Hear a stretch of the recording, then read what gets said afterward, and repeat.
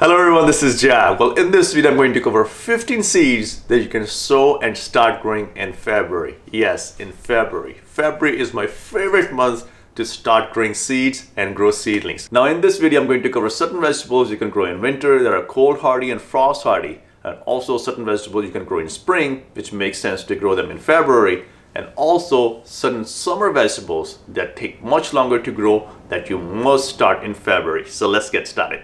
And the first one is parsley. Parsley is the only herb that can survive really cold temperatures, and it's hardy down to 10 degrees Fahrenheit, which is negative 12 degrees Celsius. Now, if you're zone 8 and above, you can start growing seeds of parsley indoors and keep growing them for about 2 to 3 weeks. Once the seedlings grow to about 2 to 3 inches, you can transplant them outside. For zone 7 and below, you can start growing parsley indoors, keep them on your kitchen counter, and then you can transplant your parsley outside in March or April. Number 2, onions. Now you can start onions from sets or from seeds. And the cheapest way to start onions is from seeds, and they're really easy to grow. What I do is I take a flat like this, just an open flat, and then I fill it with potting soil. And then I sprinkle my onion seed right on top, layer it one more time with a ½ inch of potting soil, and then I water it. In about 2 to 3 weeks, onions will start to grow, and then you can take these sets and transplant them right into your garden and start to grow onions. Now you can harvest your onions as green onions or let them go to maturity. I have a complete guide on how to grow lots of onions, so check that out if you're interested. Number 3, leeks. Now leeks are perfect to start growing in February. They are frost hardy, and they also can withstand cold temperatures down to 20 degrees Fahrenheit, which is negative 6 degrees Celsius. And when leeks starts to grow in about a month, transplant them outside, and make sure you transplant your seedlings at least 6 inches deep, and plant spacing should be 6 inches to 8 inches apart. Number 4, kale. Now kale is a really good contender to start growing in February. Kale is hardy down to 20 degrees Fahrenheit, which is negative 6 degrees Celsius. Kale is frost resistant. However, kale leaves can get wilted in frost, so cover them with a plastic tote or some greenhouse plastic to enjoy delicious, tender kale leaves. Number 5, Swiss chard. A Swiss chard is hardy down to 15 degrees Fahrenheit, and Swiss chard is super easy to grow. Now you can start harvesting kale and Swiss chard leaves as soon as the plant gets about 4 sets of leaves, and you can keep harvesting older leaves and encourage new leaves to grow. Number 6, collard greens. Now collard greens are hardy down to 5 degrees Fahrenheit. They can tolerate frost and some snow as well.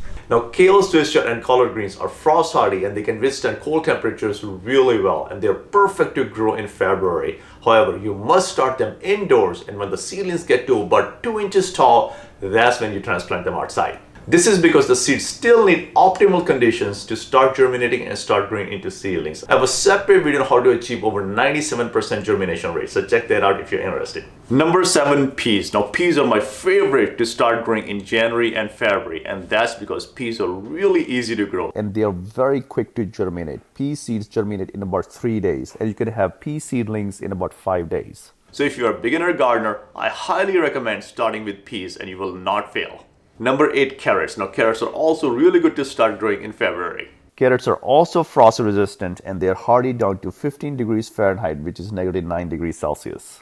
Make sure you have loose soil to grow carrots, or grow carrots in a raised bed. You can start harvesting carrots just 2 to 3 months after planting. Number 9, radish. Radish is also really fast growing, and you can start harvesting radish just 30 days after planting. Radishes can take light frost, and they are hardy down to 28 degrees Fahrenheit, which is negative 2 degrees Celsius. Now you must plant carrot and radish directly into your garden. They don't transplant well since they are root vegetables. So if you live in an area where it snows and your ground is covered in snow, you must clear out an area in your garden and protect it with a hoop house or a greenhouse. However, if you're in zone 8 and above, you can directly sow carrots and radishes right into your garden and start growing in February.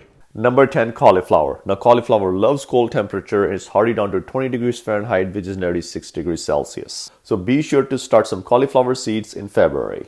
Number 11, cabbage. Now cabbage is also cold hardy to 20 degrees Fahrenheit, which is nearly 6 degrees Celsius. However, pests love cauliflower and cabbage, so you must spray your cauliflower and cabbage plants with neem oil almost every single week. Number 12, broccoli. Now broccoli is hardy down to 28 degrees Fahrenheit, which is nearly 2 degrees Celsius. And broccoli is a little bit easier to grow as compared to cauliflower and cabbage. Also, always start the seeds of these vegetables indoors first, and then transplant them outside after about 3 weeks. Now let's cover starting summer vegetables in February. Now there are certain summer vegetables you must start early on, at least 2 months before your last frost date. And that's because these summer vegetables take much longer to grow into a seedling. If you plant them a little late, if you plant them in March or April, you will not get vegetable all the way until the end of July or even beginning of August. So in order to get a head start, you can sow seeds of these summer vegetables indoors in your trays and keep them indoors for about 2 months or until your last frost date. Always plant your summer vegetables after the danger of frost is over. Otherwise, frost will take them out. And these summer vegetables are number 13, tomatoes, our favorite. Every gardener likes to grow tomatoes, and it is a no-brainer to grow tomatoes in summer. However, I recommend growing heirloom tomatoes along with cherry tomatoes and yellow pear tomatoes. These tomatoes are absolutely delicious. The determinate variety of tomatoes produce tomatoes all at once, while indeterminate tomatoes keep producing all summer long.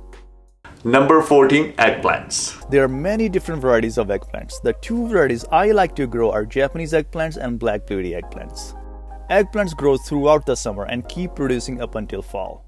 And number 15, peppers. And you can grow hot peppers and sweet peppers.